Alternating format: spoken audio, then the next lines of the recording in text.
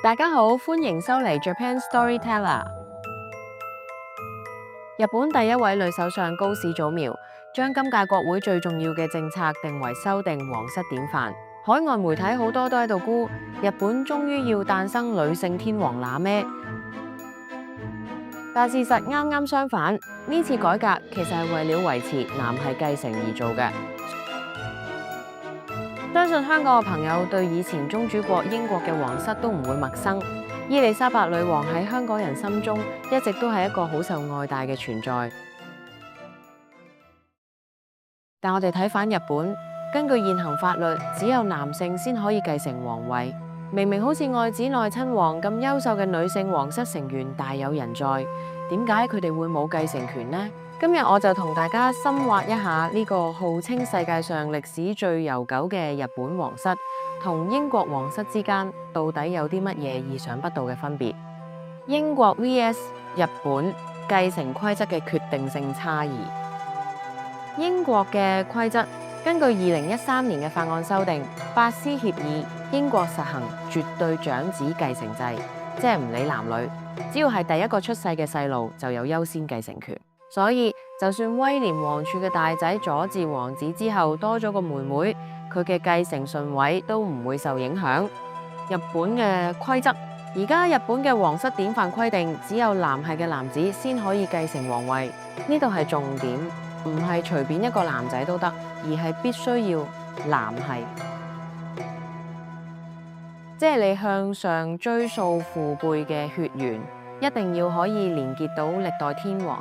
日本皇室獨特權威嘅真相，世界唯一嘅存在，日本皇室一直奉行萬世一系，即係由神話時代開始，皇朝從來冇中斷過。英國皇室喺歷史入面經歷過多次皇朝更替，例如諾曼王朝、都鐸王朝、溫莎王朝等等，但日本喺2000幾年嚟一直都係同一個家族。喺世界史嚟講，呢個簡直係奇蹟，維持男系嘅意義。點解要咁執着男系？係因為透過最嚴謹嘅血統證明，令到其他貴族或者有權勢嘅人唔會產生我都可以做天皇嘅野心。呢種持續性同正統性，正正就係日本天皇同其他國家皇室完全唔同嘅權威來源。科學觀點：威染色體嘅接力。科學根據點解一定要男系？如果用現代科學去解釋，會有一個好有趣嘅發現。就係 Y 染色體定律，人類決定性別嘅染色體中，女性係 XX， 男性係 XY。最關鍵嘅一點係 Y 染色體只會由父親傳俾仔，絕對唔會由母親傳落嚟。換句話講，由初代神武天皇到今時今日嘅德仁天皇，126代人一直守住男系。代表初代天皇嗰條 Y 染色體喺2000幾年嚟好似 copy and paste 咁，一次都冇斷過，一直傳到而家。呢個係世界上極其罕見嘅活生生嘅基因接力。現代價值觀、性別平等與傳統嘅糾結。如果由女性天皇嘅後代繼位會點？如果女性天皇同另一家族嘅男性結婚，佢哋嘅仔女即係女系繼位嘅話，咁傳承咗2000年嘅天皇家族 Y 染色體就會即時斷咗，換成另一個家族嘅 Y 染色體。日本人執着男系，並唔係單純嘅重男輕女，而係想守住呢種唯一無二嘅血緣連續性，亦即係皇室嘅神秘感同正統性。反思問題，日本國內都有聲稱，呢個時代仲唔俾女性做天皇，根本係歧視。但大家可以諗下，守護咗幾千年嘅獨特傳統，係咪真係應該用呢幾十年嘅價值觀去隨便修改呢？呢個就係爭議所在。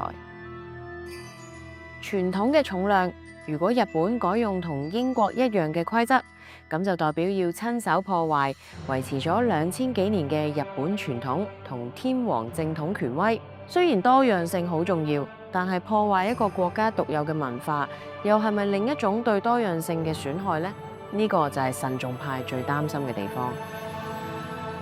總結，日本嘅皇室制度唔單止係政治體制，更加係日本人身份認同 identity 嘅核心。最後，我想引用已故前首相安倍晉三喺10幾年前一個電視節目入面嘅說話。當時佢針對嗰啲否定皇室制度，甚至覺得皇室冇存在必要嘅人，解釋咗點解日本同日本人係需要天皇嘅。安倍前首相嘅說話意譯：反對皇室嘅人本質上就係唔認同天皇制度，所以同呢啲人討論皇室應該點發展，其實係冇乜意義。皇室嘅存在唔係單靠理性或者邏輯去衡量嘅。我哋覺得隨便否定傳統係一種輕率嘅行為。皇室係日本傳統同文化嘅本身，唔應該係由現代嘅民主主義或者民意去決定。呢個傳承咗2000年嘅制度應該點處理？我哋可以用而家呢啲短淺嘅智慧去改咗佢咩？面對呢啲問題，我哋必須保持謙虛。天皇嘅正統性係來自2000年嚟不斷編織嘅歷史。如果將日本比喻成一件宏偉嘅織錦 （tapestry）， 我認為皇室就係中間嗰條主軸。如果抽走咗呢條線，日本成個國家就會散晒。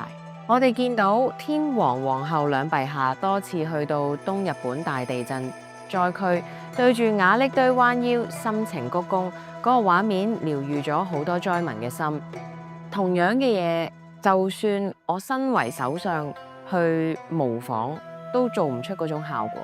呢份力量係來自2000年嚟一直為國民幸福平安祈禱嘅皇室，係一種壓倒性嘅傳統力量。無論你有幾多錢、幾大權力，都係買唔到亦贏唔到翻嚟嘅。關於點解要維持男系，呢度唔單止係傳統同正統性，兩者係一體嘅。各位香港嘅朋友，你哋覺得守護傳統同隨時代改變邊樣更重要呢？歡迎喺下面留言話俾我聽。多謝收睇，我哋下一個故事再見。